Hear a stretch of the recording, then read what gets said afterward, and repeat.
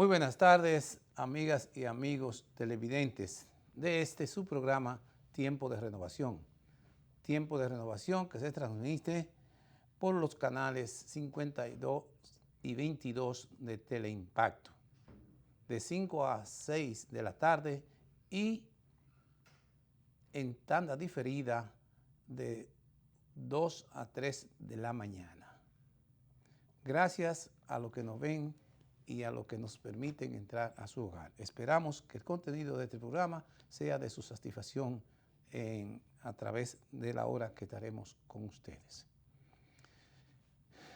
Esperamos al inicio, ya que no se encuentra, no vino Víctor ni Misael y Yesenia, que creo que tiene un poco de problema de salud. Esperemos que se recupere totalmente y venga, esté presente este próximo miércoles aquí en este programa Tiempo de Renovación, porque ella hace falta. Bien, hoy es viernes 11 de octubre del año 2019. Faltan 81 días para que llegue el año 2020. Entonces, en los hechos que ayer fueron noticias y hoy son parte de la historia, un día como hoy se instituyó el Día Internacional de las Niñas, día que encuentra a la República Dominicana, el país, con un 12% de niñas menores de 15 años embarazadas. Realmente es una situación que viene calando en el país y que en verdad de repente las niñas menores de 15 años tienen, no que tienen marido, sino que se embarazan. Entonces se embarazan de forma totalmente irregular. Irregular porque muchas veces no aparece el hombre, el novio que le puso, como en buen dominicano se dice, la barriga. Es realmente una situación que amerita un profundo estudio, amerita una política pública del gobierno, de salud pública y de las instituciones que tienen que ver con este quehacer. Las niñas que se embarazan antes de los 15 años y antes de su mayoría de edad, 18 años, tienen un hijo, o por ejemplo se embarazan entre los 12, entonces 12, 13, 14, no tienen condiciones, ni capacidad, ni conocimiento para mantener ni un embarazo. Entonces ocurre que por lo regular, cuando salen embarazadas, quieren o tienden a buscar la manera de abortar niños o la niña, o sea, de salir del embarazo por la vía ilegal y por la vía menos santa. Entonces ocurre que en ese proceso de querer salir del embarazo porque tienen miedo a la sociedad, a su medio, miedo a su papá, miedo a su mamá, y el que la embarazó es un irresponsable. O quizás no es solamente un irresponsable, sino también es un joven, un muchacho de 14, de 15, 16, 17 años, 18, aunque muchas veces tienden a ser personas, hombres mayores de edad que simple y llanamente después se ocultan o la amenazan o la dejan con la barriga que le pusieron. Es necesario iniciar un proceso educativo desde la escuela, que permita dar conciencia a esta muchacha, a esta juventud, que tiene necesariamente que esperar el ciclo normal y natural que le facilita la naturaleza para quedar embarazada. Porque la condición social, y no importa muchas veces la condición social que sea de carácter, que sea pobre, muy pobre o medio pobre o mediano, no. También siendo de la mediana y de la alta capa social, tienden a tener grandes problemas porque no quieren que sus padres sepan que están embarazadas, entonces tienden a tratar de abortarlo y en ese proceso, en esa forma, en ese proceso pierden la vida, muere el niño y entonces la mortalidad infantil, se ha dicho que una de las causas de que haya una alta mortalidad infantil en el país se debe a la cuestión del embarazo en adolescentes. Ojalá aquí se pueda diseñar una política que permita reducir al mínimo ese flagelo en la juventud. Y no hay una forma que no sea a través de la educación. No hay otra forma. Y no es educando a la muchachita, no es simple y llanamente dando que se imponga en la escuela lo que se llama la educación sexual. No. Hay que educar la sociedad completa en ese sentido. Hay que educarla para que los padres y madres, amigos, vecinos, puedan aconsejar a las niñas que ven en pasos no correctos. Y lo mismo a los niños y a las niñas que están en las escuelas y los maestros poder dar testimonio de eso. Porque antes el embarazo en la época, en tiempo atrás, no era de esa categoría, no era así. Las muchachas se conservaban, ese era un criterio, eso era una forma de carácter cultural. Conservarse la mujer siendo niña, siendo señorita, hasta casarse. Salir casada de su casa o salir, bueno, supóngase que tenga después de los 18 años, 19 o 20, qué sé yo, poder entonces iniciar su proceso de su vida sexual. Pero ahora hay muchas situaciones y son parte y parte.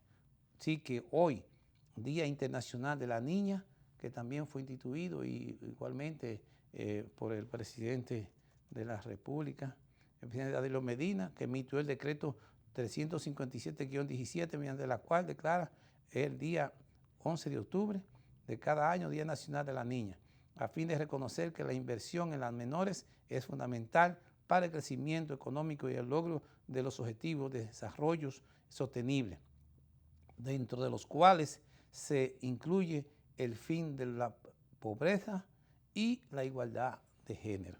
De manera que, en verdad, hoy, como estos días, con un 12%, nada más y nada menos, de niñas menores de 15 años. Y eso, imagínense ustedes, si hay el 12% de una cantidad que sobrepasa quizás los 2 millones de niñas, o 1 millón y pico, qué sé yo, 2 millones de niñas, ¿cuánto significa esa cantidad del 12%? Bien, y un día como en el año 1545, la ciudad de Santo del Montecristi, un día como hoy, la ciudad de Montecristi cumple 476 años de fundada, ya que una capitulación concertada en Valladolid autoriza a Francisco de Mesa, poblador de la comunidad de Montecristi, ya que el año siguiente se la concedería el título de ciudad. Entonces fue fundada por el comunitario de Montecristi, el señor Francisco de Mesa. Ahora que mencionamos esto, uno quizá vaya allá a Montecristi y no encuentra una tarja, no encuentra nada que diga esta ciudad fue fundada por fulano de tal en tal año. Sin embargo, en Montecristi se celebran lo que se llaman las fiestas patronales, pero eso no tiene significado histórico. ¿Por qué no se celebra hoy en Montecristi la fecha de su fundación, que parece que es una de las ciudades más viejas? O sea, ya que fue en el 1545 en que se fue fundada esa ciudad. O sea, 53 años después de haber sido descubierta América. Entonces es una ciudad que está dentro de las ciudades más antiguas no solamente de aquí, de la República Dominicana, sino también del continente americano. Pero eso no se celebra, eso no se... Historiadores, Montecristi hoy debiera tener celebración, verbena, e historiadores de la propia ciudad y del país, ir y dar charla y explicar las condiciones sociales en que se vivía, cómo era Montecristi en esa época, qué pasó, cómo fue evolucionando, cómo llegó hasta a ser lo que es hoy. Entonces, pero no, celebran durante una semana el santo patrón, un santo que ni conocen, ni saben de dónde vino, ni cómo se llama, ni campó, y no hizo nada, absolutamente nada por esa ciudad. Sin embargo, este señor, Francisco de Mesa, fue el que pobló, y como dice, fundó la comunidad de Montecristi, que un año después, en el 46, fue reconocida por España, los reyes españoles, como el título, se le dio el título porque eso era un título de ciudad.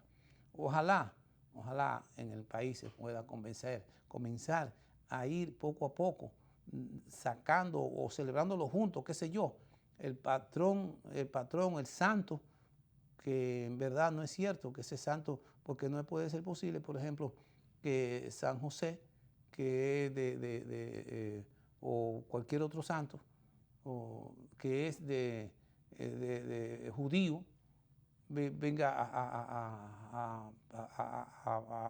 a pesar, venga a rogar o hacer algo, nunca hizo nada, por en este caso por Montecristi. Sin embargo, se celebran los santos patrones en cada uno de los pueblos. Hay que, sin embargo, conociendo la historia de ese pueblo, los historiadores, los jóvenes, conociendo la historia, qué hicieron las personas mayores, qué hicieron sus antepasados, pueden coger ejemplos de ahí y comportarse ahora diferente, porque conocen su historia y al conocerla cambian, saben quiénes fueron, saben qué son hoy y por consiguiente qué serán mañana.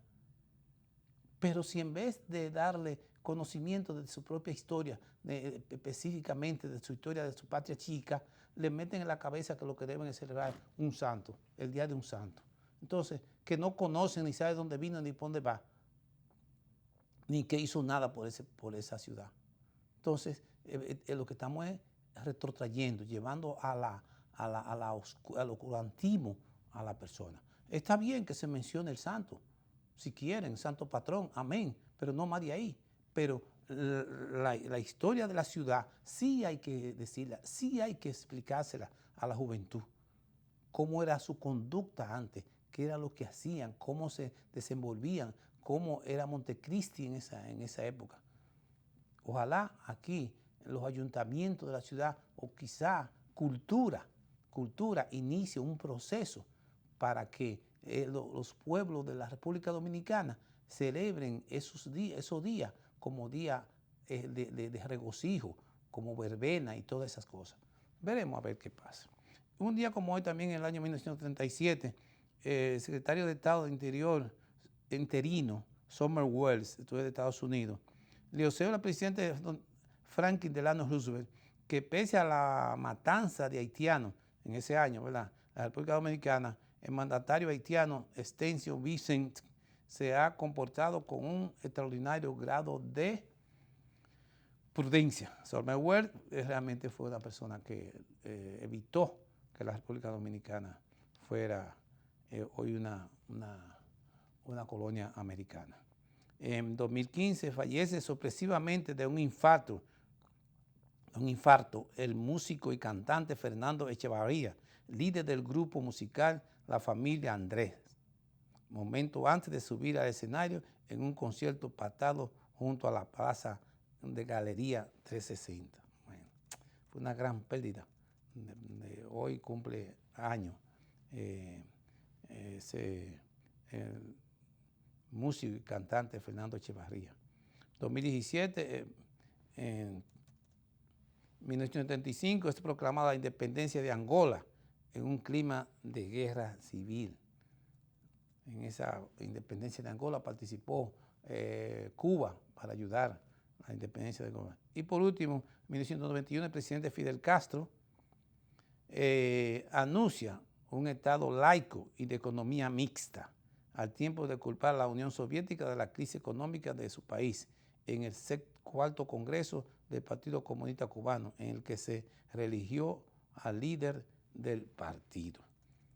Bien, entonces, señores, y en los comentarios de las noticias, con el último hecho que ayer fue noticia, damos por terminada la efemérides de hoy, que hemos tratado de irla razonando.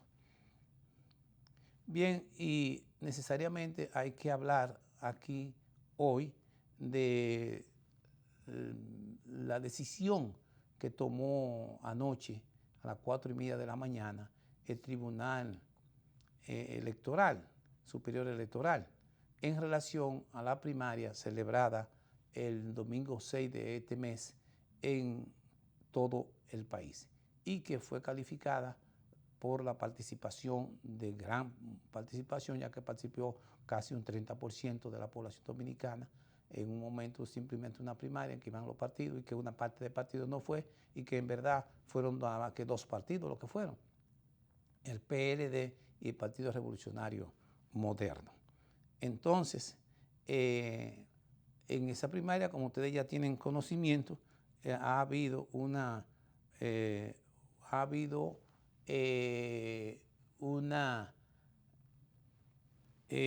posición contraria a que la Junta Central Electoral se pueda declarar el ganador de las elecciones. Entonces, pero ocurre que en el conteo preliminar, el ganador de las elecciones primarias, pero del Partido de la Liberación Dominicana, en conteo primario fue el candidato Gonzalo Castillo, quien derrotó al también precandidato Leonel Fernández Reina. El Tribunal Superior Electoral entonces fue apoderado de una instancia dirigida por los partidarios de Leonel Fernández, porque de acuerdo a lo que él y su partidario, Leonel Fernández y su partidario, dicen y reafirman que hubo un fraude electoral, o sea, que hubo robo en las elecciones, que es lo que significa la palabra fraude. Entonces, esa situación conllevó a que el precandidato Leonel Fernández, que además es presidente del PLD, llevara al Tribunal Superior Electoral una instancia solicitando que primero no sea proclamado el candidato virtualmente ganador, Gonzalo Castillo, proclamado como ganador, que le corresponde hacerlo a la Junta 5 días después del escrutinio. Y entonces, que vendría siendo hoy viernes. Entonces, antes de ayer, fue sometido de urgencia una instancia al Tribunal Superior Electoral con el fin de que esa no fuese, este señor Gonzalo Castillo no fuese proclamado. Pero ocurrió que durante toda la noche, o sea, desde ayer a las 11 de la mañana, fue debatido el tema. Entonces, el tribunal a las 4:30 de la madrugada falló sobre la instancia que le había sido sometida. Falló esta madrugada. Entonces, el Tribunal Superior Electoral rechazó, como le estaba diciendo esta madrugada, una instancia sometida por el presidente Leonel Fernández en la que pedía que no se proclamara a Gonzalo Castillo como ganador de la primaria hasta tanto no se realizara una auditoría forense a los equipos que se utilizaron en la primaria. Una de las razones fue que tuvo el Tribunal Electoral para hacer esa decisión fue que Leonel no logró acreditar ante el tribunal que el daño invocado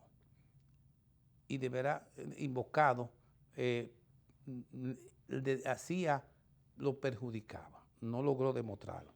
Y deberá, además de eso, pagar las costas de proceso por tratarse de un asunto electoral.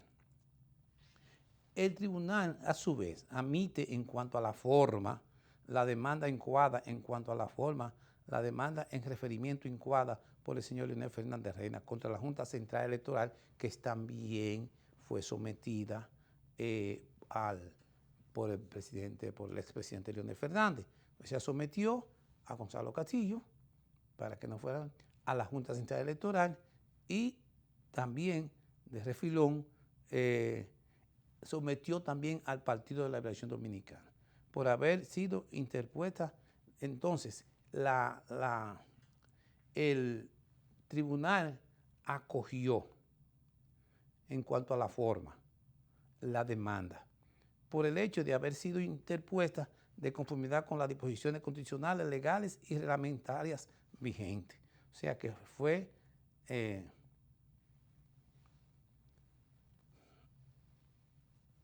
sin embargo, rechazó los medios de inadmisión planteados por las partes que figuraron como condenadas, en este caso la Junta Central Electoral, el Partido de la Liberación Dominicana, PLD y Gonzalo Castillo Terrero, considerándolos improcedentes e infundados en derecho. Entonces, quiere decir que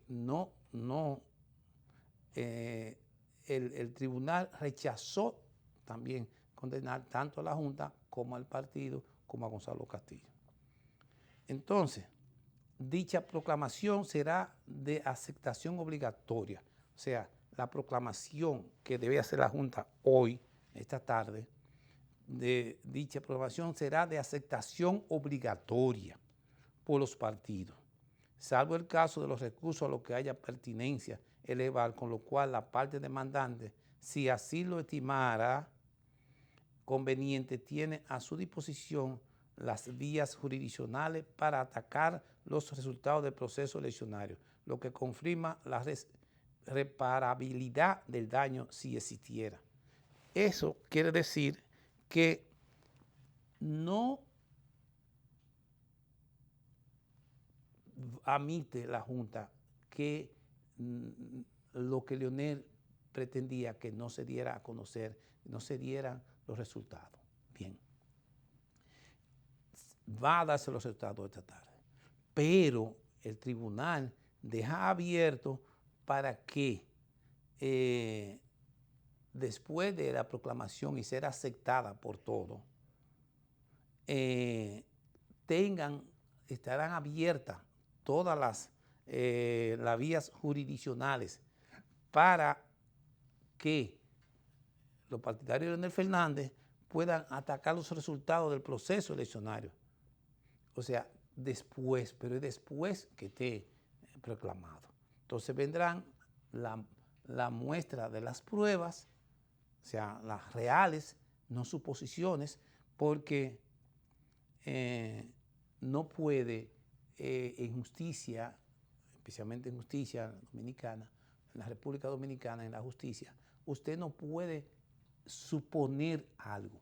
Yo no puedo decir, no es razonable que el conteo al 85% yo iba ganando y de repente comienzo a perder a partir del 85% en que hubieron tanta mesa sin contabilizar.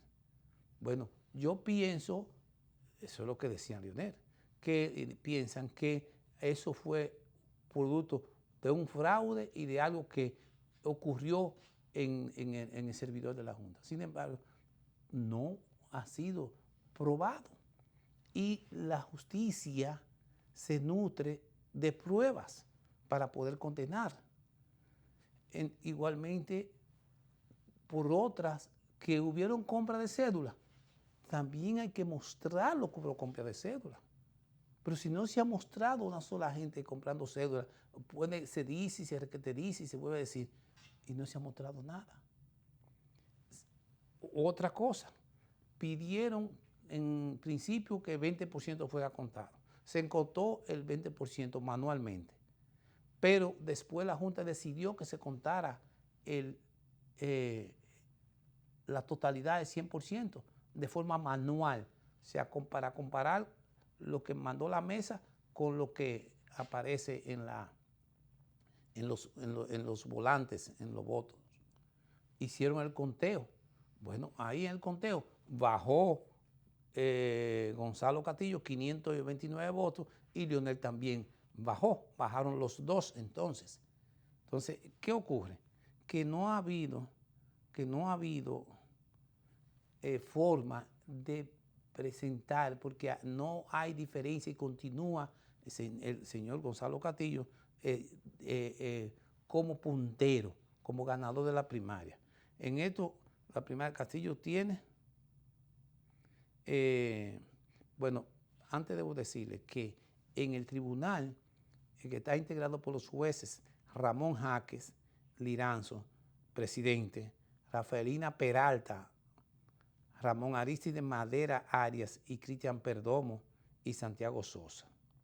La decisión fue tomada con el voto disidente, o sea que no estuve de acuerdo, del magistrado Madera Arias.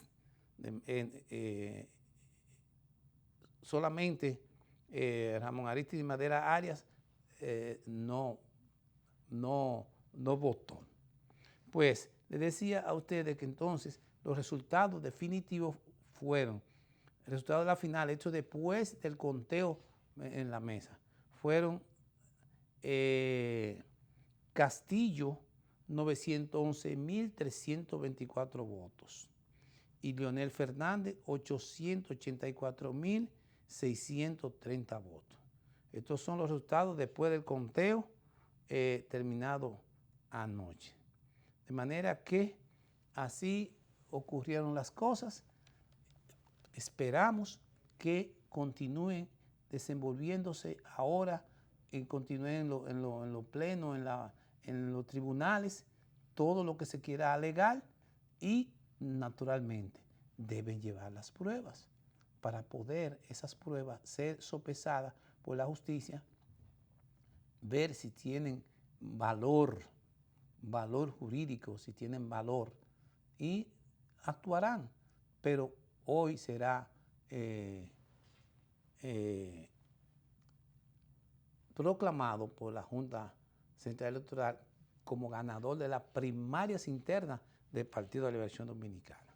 Esperemos que eso ocurra hoy y que la cosa continúe marchando como debe marchar. Bien, vamos a ir a un momento para conectarnos con las demás personas que nos están siguiendo y hacer una pausa.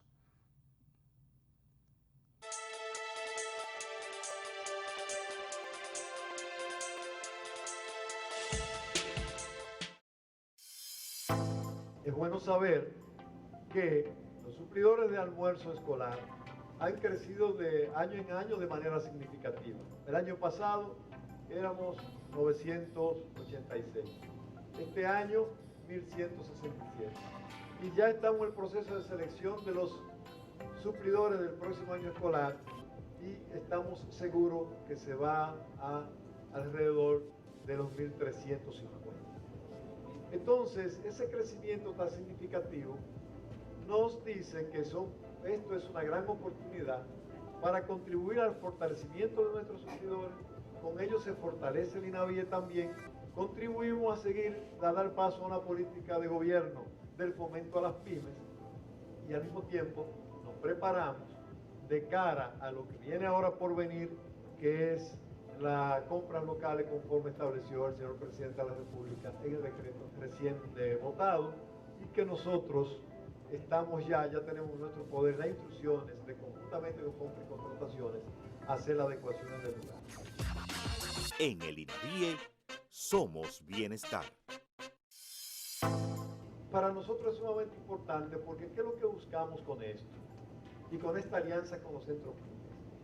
Es apoyar a los suplidores para que sean mejores empresarios, tengan mayores capacidades para tramitar sus solicitudes de pago, sepan sacar mucho más ventaja a sus negocios, pudiendo establecer planes de negocio.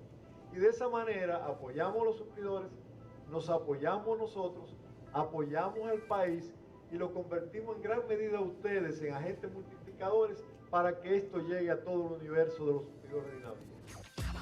En el INAVIE somos bienestar.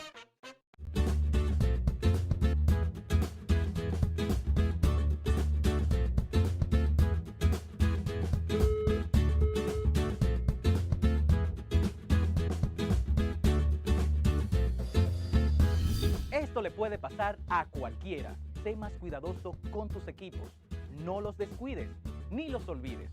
Queremos que sepas que aunque la laptop y la netbook tengan un sistema de bloqueo incluido con un usuario y contraseña súper efectiva que no permite que ninguna persona aparte del dueño la pueda usar, no significa que no le prestemos atención. Cuídalas, no las pierdas de vista. Así podemos continuar apoyándote en el aprendizaje. La tecnología ha llegado a contribuir a que las aulas sean espacios más divertidos y educativos. Ministerio de Educación.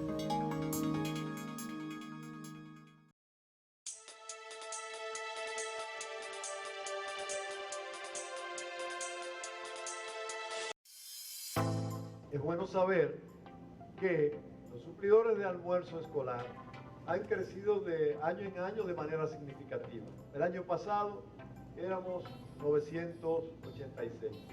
Este año 1167. Y ya estamos en el proceso de selección de los suplidores del próximo año escolar y estamos seguros que se va a alrededor de los 1.350. Entonces, ese crecimiento tan significativo nos dice que esto es una gran oportunidad para contribuir al fortalecimiento de nuestros servidores. Con ello se fortalece el INAVIE también. Contribuimos a seguir, a dar paso a una política de gobierno del fomento a las pymes y al mismo tiempo nos preparamos de cara a lo que viene ahora por venir, que es las compras locales conforme estableció el señor presidente de la República en el decreto recién votado, y que nosotros estamos ya tenemos nuestro poder de instrucciones de conjuntamente con compras y contrataciones hacer las adecuaciones del lugar. En el INAVIE somos bienestar.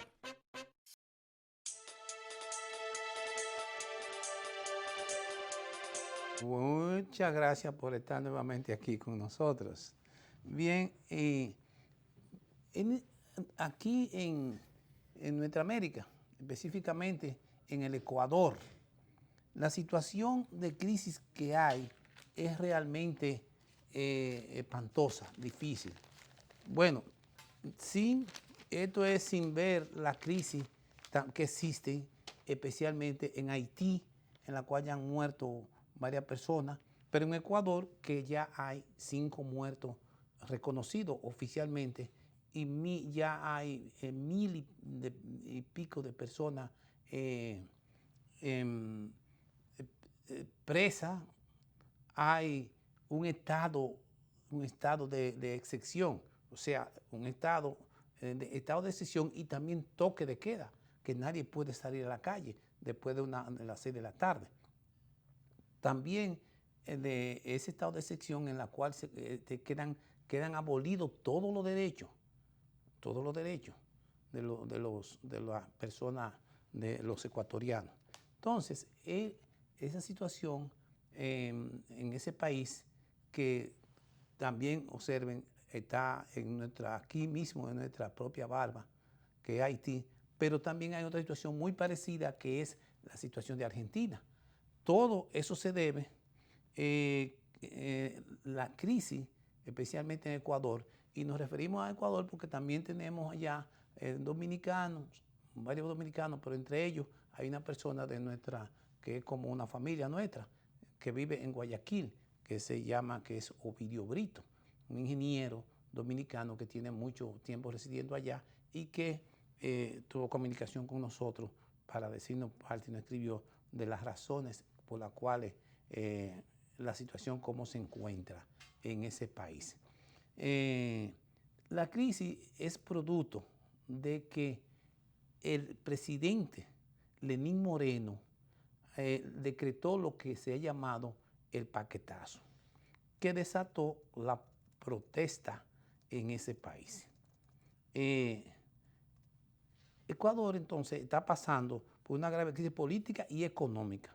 El gobierno declaró el estado de excepción, algo que es algo muy terrible y muy difícil para un país. Y todo el país, en respuesta a la protesta callejera por la eliminación de los subsidios a los combustibles. O sea, el estado de excepción no fue nada más en Quito, sino fue en todo el país, en respuesta naturalmente a las protestas. Pero, ¿quién ha dicho que una protesta se puede combatir con profundizando o evitando por medidas de fuerza que se siga protestando? Lo que hay que buscar es el origen de la protesta para entonces saber determinar qué hacer. Pero parece que el señor Lenín Moreno, presidente que le ha echado toda la culpa de la situación de fracaso de su gobierno, se la ha echado al anterior presidente, que es Rafael Correa. Rafael Correa, que es el fundador, por cierto, del partido que él mismo continuó. Y que Lenín Moreno, fue el vicepresidente de ese país cuando gobernaba el señor Correa. Pero ¿qué ocurre? Que el señor Correa ha sido perseguido, calumniado y también sometido a la justicia por cosas realmente increíbles. Cuando este señor, el señor Correa, expresidente que por cierto estuvo en nuestro país y dio una charla sobre economía, porque es un gran economista, determinó y explicó y lo ayudó a ser presidente de la República. Inmediatamente fue presidente de la República, le dio la espalda. O sea, no solamente le dio la espalda, sino que tiene preso al que quedó como vicepresidente de él. Lo acusó y de manera totalmente injusta el vicepresidente actual está preso. También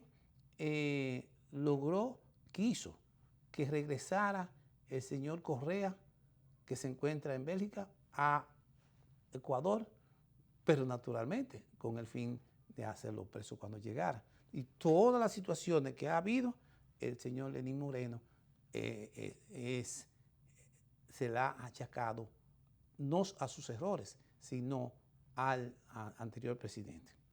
Esta semana fue suspendida la producción de 3 pozos petroleros en medio de manifestaciones que se oponen al plan de ajuste económico anunciado por el presidente Lenín Moreno, que, entre otras medidas, puso fin a 40 años de ayuda financiera para mantener bajos los precios de la gasolina y el diésel.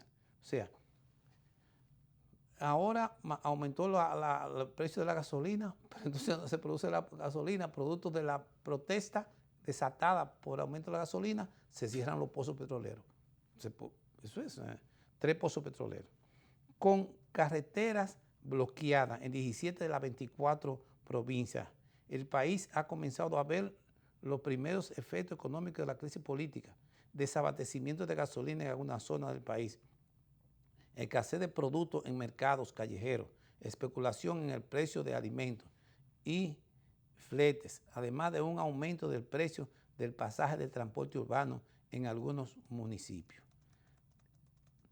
El recorte de la producción petrolera que bordea los 540.000 barriles diarios en principal producto de exportación del país podría tener un fuerte impacto en las finanzas, señalada por economistas que dicen. Además, es probable que el alza en el precio de los combustibles genere un aumento de la inflación que en los últimos años ha tenido tasa negativa y que actualmente es de menos 0.1 en el contexto de una economía dolarizada cuyo crecimiento se ha estancado. O sea, que en Ecuador la economía es en dólar. Es el dólar el que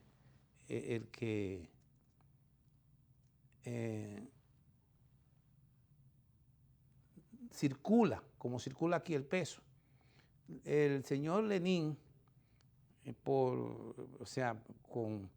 es el presidente actual, al verse con esa situación de protesta, que hoy a esta hora, como nosotros vimos, están bordeando el Parlamento y hay un enfrentamiento extraordinario porque ocurre que quienes se han puesto al frente, o sea, quienes han llegado desde la Amazonía y desde los diferentes lugares a la capital de Quito, son los indígenas, una federación de indígenas, y esa gente son realmente personas que cuando dicen por ahí vamos, van tranquilos, silenciosos y en paz, pero no ceden. Actualmente hoy cumplen 9 días de protesta.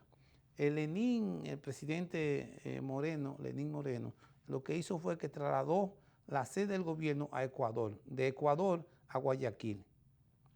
Entonces, con el fin, naturalmente, de que huirle a la protesta y también tener un resguardo ahí en esa ciudad, que es una ciudad en la cual, según se tiene entendido, viven la mayoría de personas de dinero y también, por consiguiente, reaccionarias. Y los dueños de los diferentes periódicos, que por cierto, hoy nosotros estamos hablando aquí, pero ustedes observarán que solamente en la radio, en la televisora Telesur de Venezuela, se puede ver esta situación que existe en Ecuador. Pero después, en los diferentes canales de televisión que hay, aquí dan algunas noticias, sí, algunos canales, pero diferentes canales de televisión que hay, que son internacionales, especialmente CNN, no da noticia para indicar lo que está pasando en ese país. Por ejemplo, cerraron la única emisora que daba noticias sobre la situación que existía. Fue cerrada esa emisora, y ahora mismo la forma de comunicación entre los ecuatorianos es, por cierto, las redes sociales. Y ahora están llegando a Ecuador, están llegando ya no solamente los indios, los indígenas de la parte de Ecuador, de los indígenas nada más, no, sino están llegando de otros lugares como son de la Amazonía,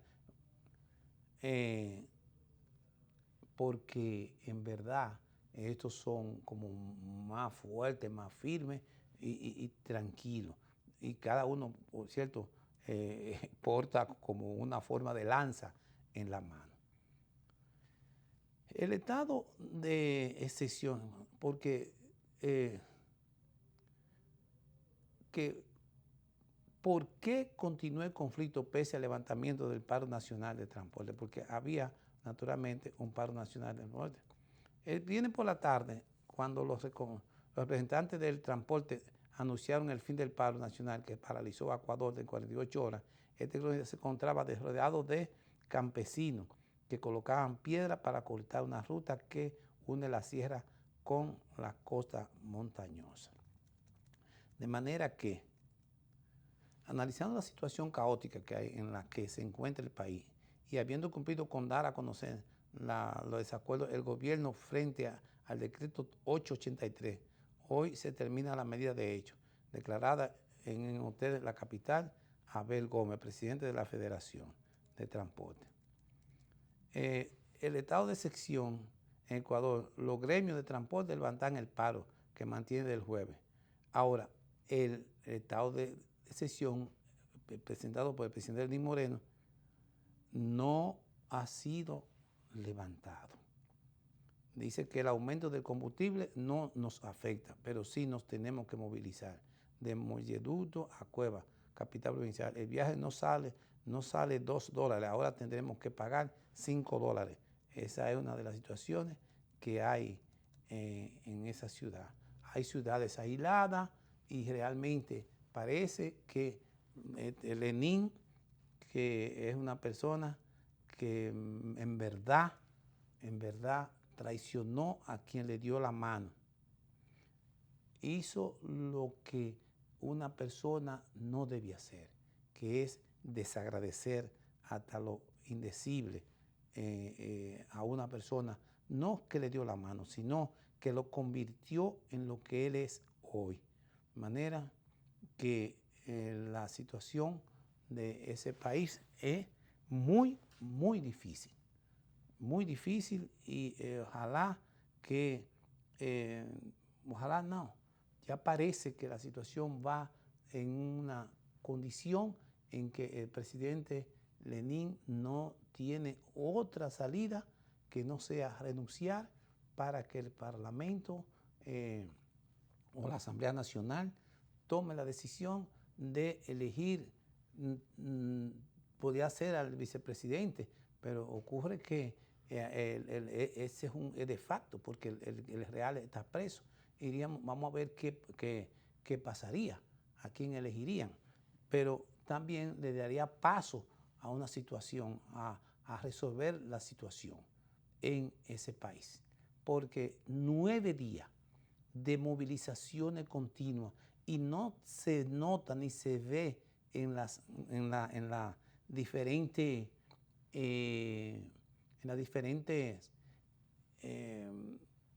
videos, fotografías y todo lo que sale, que hay posibilidad de que se llegue no solamente a un acuerdo, sino que se retiren esas personas, porque en verdad bregar, señores, con indígenas que son personas muy tranquilas, muy parsimoniosas, piensan mucho lo que van a hacer y están muy, muy compenetrados con la naturaleza en que viven. Y cuando se altera esa situación, esa persona continúa siendo pacífico, pero no ceden hasta que no consiguen sus objetivos. En verdad, esperaremos lo que va a ocurrir y ojalá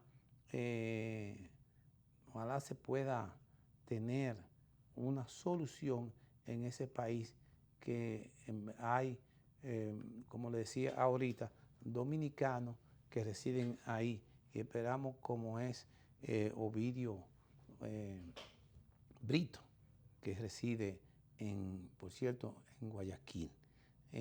Ojalá la situación se resuelva y tengamos noticias.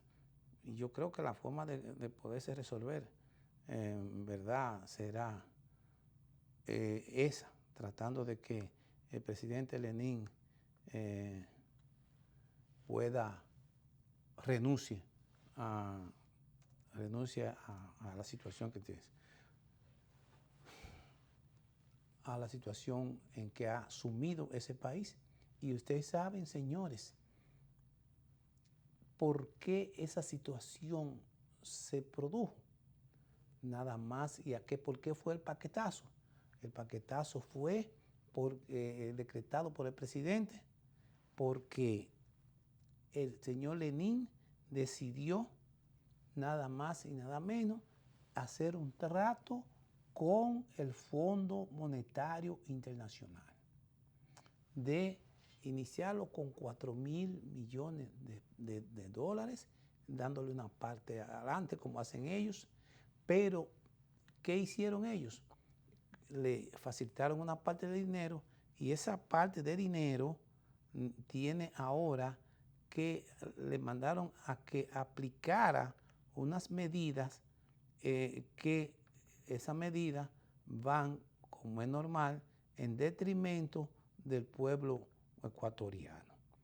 Esa medida van en que para poder pagar sea necesario aumento de la gasolina, aumento de la comida, aumento de los impuestos y todo tipo de aumento. Esas son las recetas del Fondo Monetario Internacional.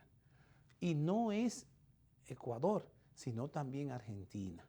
En Argentina también ha ocurrido lo mismo, pero en este es más dinero. Ahí en los 50.000 millones en que Macri, el presidente argentino, tomó prestado. Entonces, inmediatamente para iniciar a pagar, el fin de Macri era poder resolver los problemas de déficit presupuestario.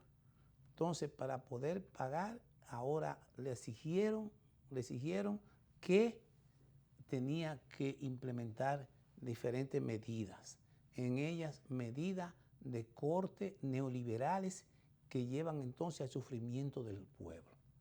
Nosotros, que nos podemos ver en ese espejo, podemos dar, diríamos, gracias a Dios y gracias también a los presidentes que hemos tenido, que no han hecho jamás, y ustedes recuerdan aquella poblada ocurrida un día después de Semana Santa, de producto de nada más y nada menos, fue en el 1983, de una negociación hecha por el doctor que murió, Jorge Blanco, con el Fondo Monetario Internacional. Ese Fondo Monetario Internacional llevó también aquí, y aquí hubo poblada, producto del aumento de los precios, de los combustibles, de la comida. Entonces en Argentina también ocurrió así, y ahora mismo Macri no encuentra qué hacer y va a perder el gobierno porque la primaria la ganaron los Fernández, Cristina y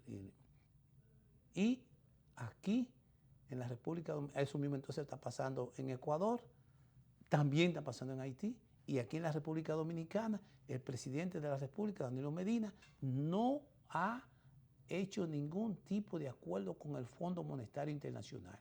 Y esperamos que así ocurra, que así sea, y que no se llegue aquí nunca a un acuerdo con el Fondo Monetario Internacional, porque así se evitarían las recetas que él da, que son recetas de muerte para los pueblos. Porque el Fondo Monetario Internacional es como lo llamó Juan Bosch, la policía monetaria, policía económica del mundo. Bien, señores, vamos a terminar hasta aquí este programa y esperamos que haya sido de vuestro agrado y regresaremos con ustedes nuevamente el próximo lunes. Así que pasen un bien ganado y tranquilo fin de semana.